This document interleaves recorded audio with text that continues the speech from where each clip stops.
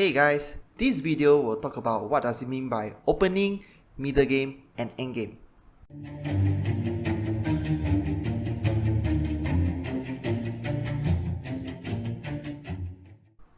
Openings refers to first few set of initial move. It may be first 7 or 8 move. It can go up to 16 move, for example, on the Roy Lopez. Okay, Roy Lopez here. Okay, here. This one. So this is called as the Roy Lopez or the Spanish opening. And if you know the theory, they call it as opening theory. You can memorize up to 16 move. Alright, 16 opening move. It's up to you whether or not you want to learn it. But in our case, we are not going into those level 1, level 2. We are not going into those opening lines. So openings is where, as you may have already known, openings is where we want to start developing our pieces aggressively away from the original starting square to attack your opponent, or if you are being attacked aggressively, you need to defend. Right? So sometimes you may have watched some YouTube video and the grandmaster or some of the master says that, okay, win in 7 move, win in 8 move, okay, or checkmate in 5, 6 move. Those are some of the opening tricks or traps that you can learn in order to gain some very good position against your opponent. And if you are the one who gets into those opening trap or tricks, you need to learn how to counter it. In level 3, we will somehow perfect our opening techniques to better counter some of the openings. For example, let's go back to the analysis, go back to the original starting square. In Sicilian, we always go for knights out and then bishop out, right? We follow the exact same position as if they are going for e4, e5, knights out, okay, and then bishop out. In Sicilian, in level 3, we are going for something a bit different. Okay, we are going for this move c3 first. This is trying to setting up a trick or trap for the opponent if, let's say, they do not make the correct move. Alright, but in this video, I'm not going to go in depth on this one. But just knowing that openings are first few moves that you can probably set out a trap if the opponent do not know, okay, and allows you to win the games very, very quick. Middle game is after opening. A lot of tactics also happens in this particular middle game. There are no fixed set of move that you can actually memorize, but it's all based on general concepts.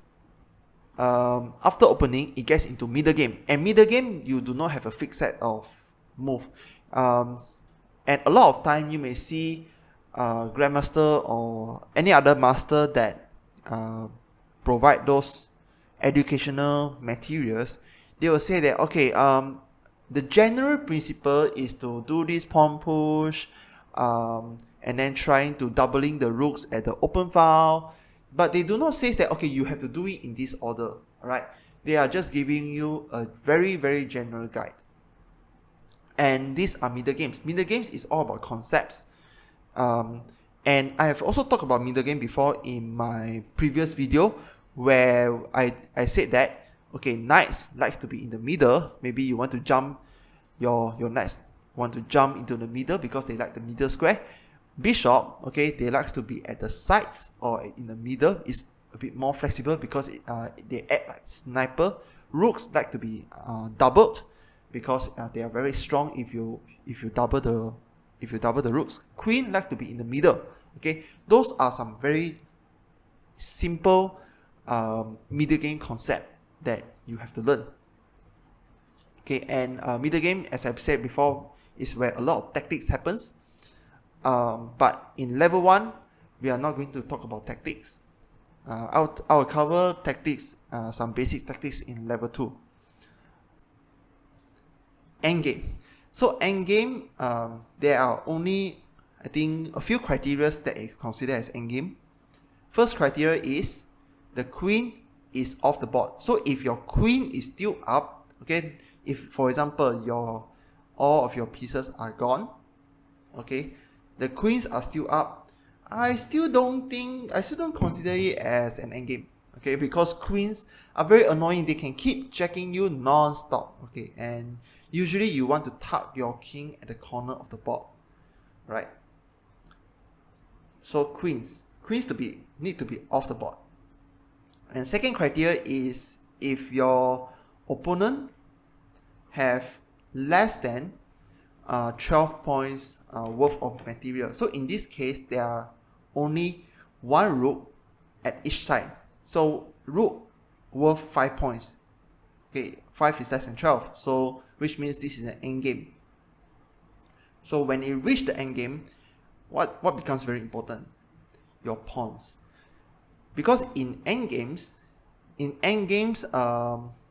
there is nothing much that pieces can do against the king, right? For example, for this rook, right, to checkmate the white king, if let's say you want to use your black rook to checkmate the white king, you need to spend a lot of effort. And in fact, I don't think you can actually checkmate the white king because there is a white rook to defend the white king, right? So pawns becomes very important. As I said before in my previous video, your goal for pawns is to reach the opponent last rank to be promoted to queens. Whoever get the queen first wins the game. So pass pawn becomes very important. Usually you want to protect your pass pawn no matter what. For example, in this case, black has some advantage here because they have a pass pawn, and black would want to put their rook at the behind the pass pawn and start pushing the pass pawn and to get himself a queen. White wants to try to attack this pass pawn because they cannot let black to get his own queen, right? So I want to show you a game of mine that has been played quite long ago. I think this game was back in 3 months or 4 months ago. Alright, I just want to show some concepts of opening, middle game, and endgame. So in this game, I got the black pieces, and opponent start out with d4. Okay, I go with d5, standard opening stuff.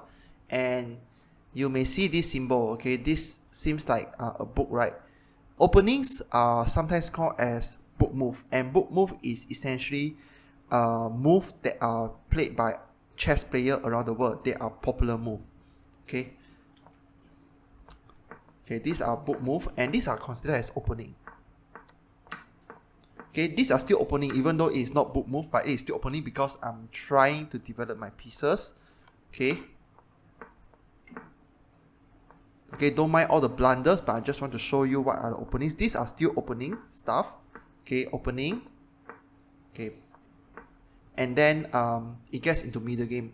Although I have not finished development, but as you can see, we have all castled, and it starts to get really heaty here, where opponents start to attack, I start to defend.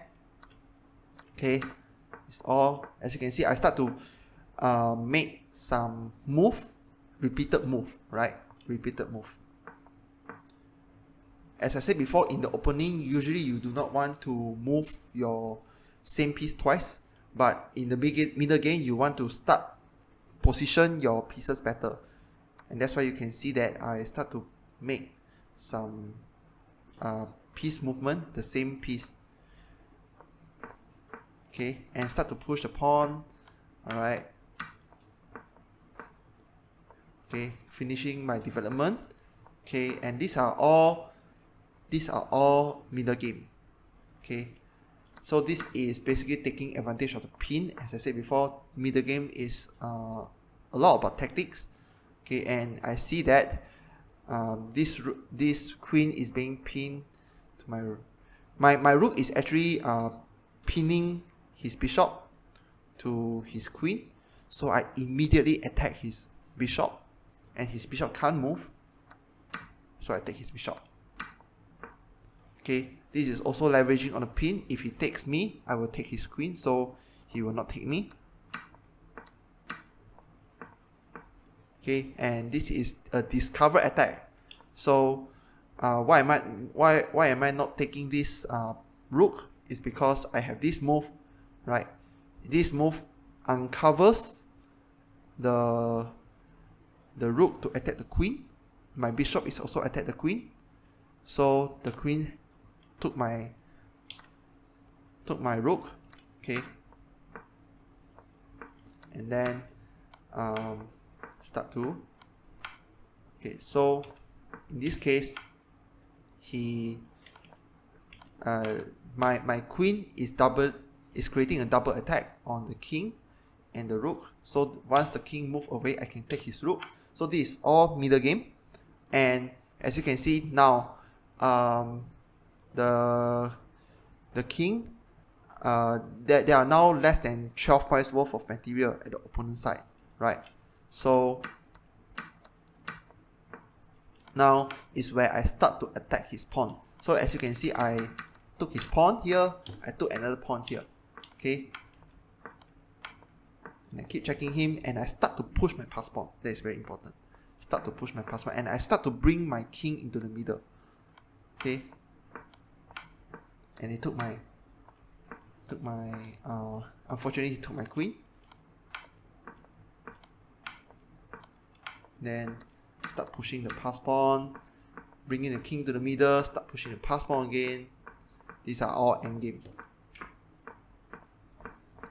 Alright, so the rest is very easy. It's a pretty easy ladder technique. So as I said before, whoever gets the queen first wins the game. Right, he has no pawns left, and he only have one king. He can't do much. Alright, so this basically sums out opening, middle games, and end games.